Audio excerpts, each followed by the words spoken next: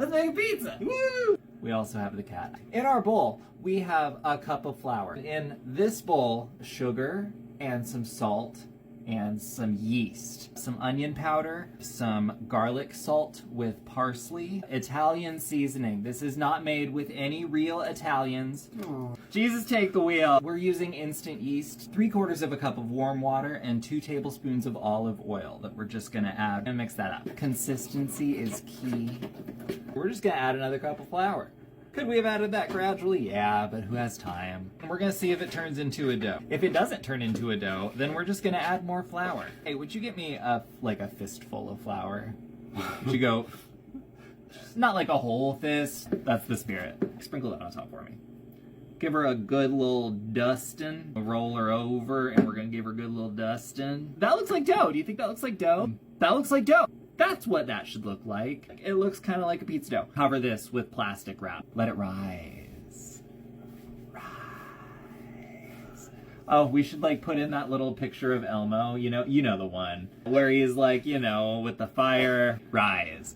In like 30 minutes, I'm gonna come back and it's gonna look a little different, and we'll show you what that looks like. It's best to let this rise in a warm place. Now let's make some sauce. That's our child. Can of tomatoes. This is going right in. We're not gonna drain it or anything. Ooh, that was a nice sound. Tomatoes. 6 ounces of tomato paste right in the blender. Blender, I hardly know her. Oh, she's thick. She is thick. Add some spices. Add Italian seasoning. Marjoram, basil, rosemary, thyme, oregano, savory, and sage. Crushed red pepper flakes. We've got whole peppercorns. We've got some sugar, some salt. We'll do garlic, some onion powder in here. Oh, olive oil. That's what I forgot. 2 tablespoons. Just gonna give this some pulses.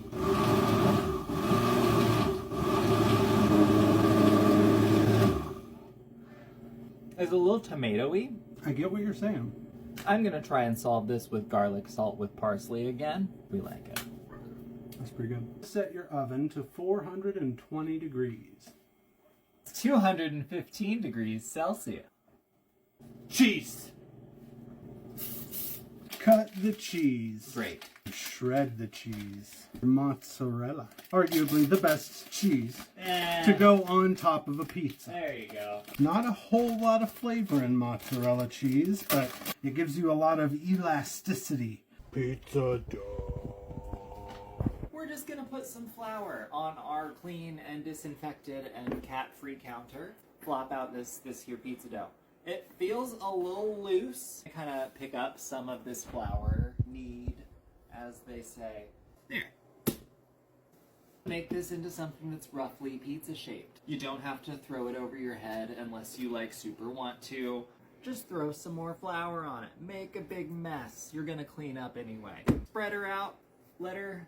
Give her a little stretch. Let the weight of the dough do the stretching. This could be larger if it were to be a pizza. So we're just gonna kind of keep stretching it. Be gentle, but firm. It doesn't have to be beautiful, because we're not in the business of making things beautiful. Oh, shh. Happy little accident. Okay. I guess we need a pan.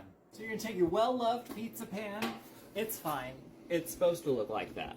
Just give it a nice layer of the cornmeal. Make sure that your edges meet the edges of your pan, or don't. Do whatever you want. That looks like a pizza. It's gonna be fine. It'll cook.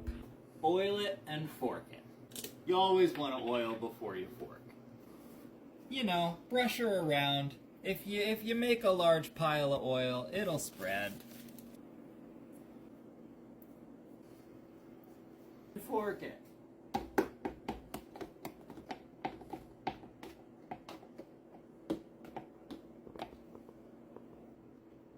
I'm not your mom. Let's not make this political. Have you ever been to a big fancy pizza place? I think they exist. We're poor. 18 minutes? We'll check it in 18 minutes.